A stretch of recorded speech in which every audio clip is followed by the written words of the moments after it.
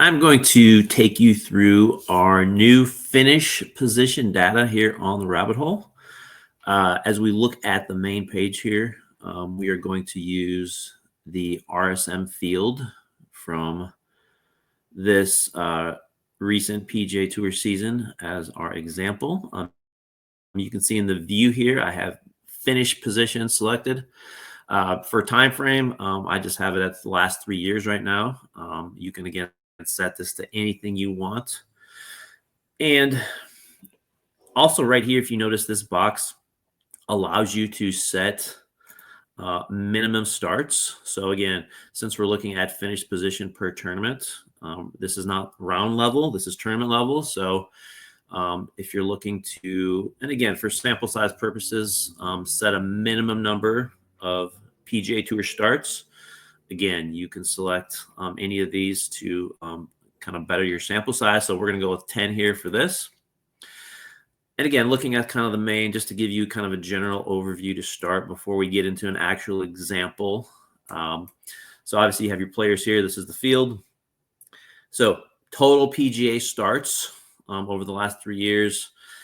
And we have everything from average finish position, win percentage, and going down here, all top 5, top 10, 20, 30, 40 percentages, along with made cut and miscut rates as well. If you notice here at the results, I have this set to average, which is the setting that makes the most sense for this view. But if you wanted to also see how players ranked, if you wanted to see the total, so for example, what is the total number of top 10s, and not look at the actual rate, you could easily toggle back and forth as well. And just like with other parts of the rabbit hole, you can set favorites by starring players right here. So a lot of options here. You can download this to CSV as well, and basically make your own charts and do whatever you want with it. So just again, one of the beauties of this, having all players on one page with all this data, is you can rank these things. Obviously, this is set right now to average finished position. For example, if you wanted to see, let's see, like win percentage, you can see Jake Knapp with the highest win percentage in that field. If you want to check top 20s, you have, pretty much all this at your fingertips. If you wanted to see who, like you just saw, some of the worst players, top 20 percentage, you can see all these players in the field who did not record a single top 20 here in the last 3 years. And again, just the ability to check for just, if you're playing, DFS, obviously making the cut is huge. And so the ability to check, made cut rate, I think is very valuable as well. All right. So again, how would you use this for a typical week during a tournament? So let's just stick with our example here, the RSM Classic. So for example, the course region, let's say we wanted to, since this tournament is down in the Southeast, we can select Southeast. And so this is going to give us all tournaments played in the Southeast over the last 3 years. And again, you could set this to 5 years if you wanted. You could set this to all records. So again, a lot of options here as far as time frame goes.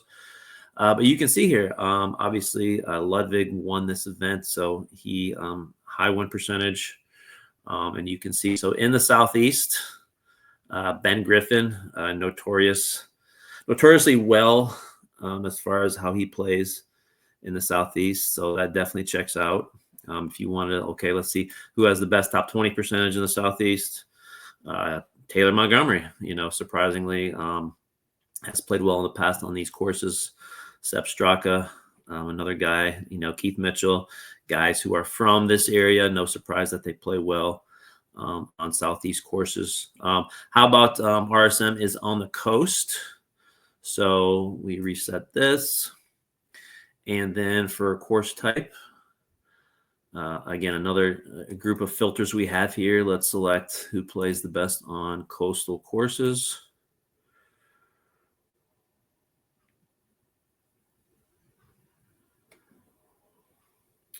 And so again, if you wanted to see, well, who has the most starts? So there you can see starts. Again, average finish position, Brian Harmon, good win player, top fives. So again, just the ability to go through each of these, whether you're kind of building a roster for the week or you're looking. I mean, just for betting purposes, the ability to throw all these filters in here. Even okay, who is not good making cuts here on coastal courses? If you wanted to check the opposite, so yeah, so you'll know has made all 12 cuts that he has started on coastal courses over the last 3 years. So did not know that. So again, just little nuggets of information here that you can kind of glean from this. So the beauty of this is if you go to I'll reset this here, but if you go to our filter by condition menu, you again have the option to basically look at every single filter that we have available in the normal rabbit hole and can kind of, check any of these that you want to look at. So let's look at scoring conditions. The seaside course along with the plantation course, but this tournament in general, scoring conditions are typically easy. So we'll select both of these. And so this is going to give us all tournaments that are played on easy or very easy courses over the last 3 years. And so again, you could kind of go through these and check, and you can see JT Poston with the highest, or I should say the best average finish position on easy courses. Let's check win percentage here. Again, yeah, so again, no surprises. Some of the best players in this field, obviously. You want to see who has the highest top 40 rate. Again, Poston, JJ Spawn popping up there. So let's do one more. So we go back here, we deselect these.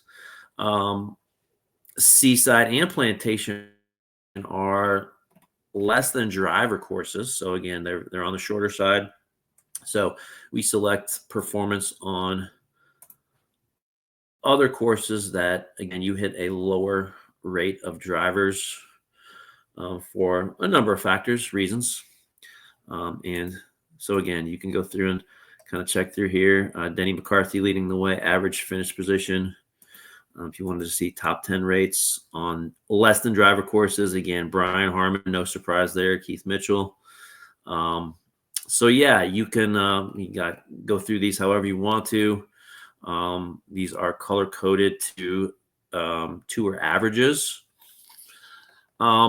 And so if you wanted to even widen this out a little bit, so let's just look at every single golfer on the PGA Tour.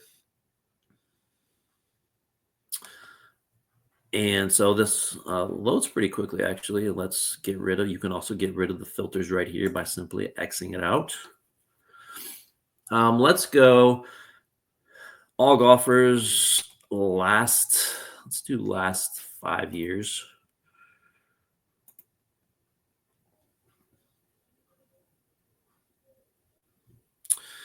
And so let's look at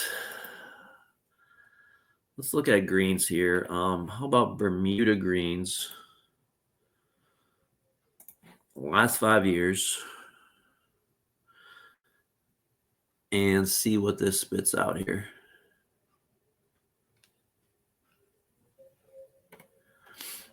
So if you were looking for top 20 rates, you can see here, obviously sample size. Some of these players not the greatest, but again, Dustin Johnson would lead the way here. Patrick Cantlay up here as well. And so just one way you can look at this. How about let's look at if we go, let's see here, to majors. So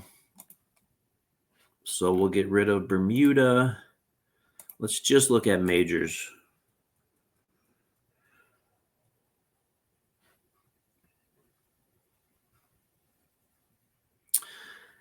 And again, you could switch this date, like you could go back further if you wanted to. Again, if you wanted to check win rate, if you wanted to check average finish position, you can see all of this. And again, it's pretty self-explanatory. Like you could go through literally any of these filters depending on the week, depending on what course they're playing on, and get a really good idea of just performance using any of this finish position data.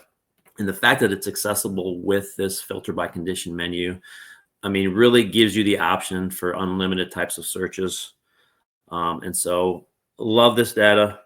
If you have any questions again on just how it works or ways you could use this, things on the rabbit hole, ideas that you have that you'd like to have added that we don't have yet. Again, we are always looking to add. We are always building here.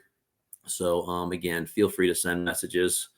You can DM me at any time, PGA Splits 101 on X.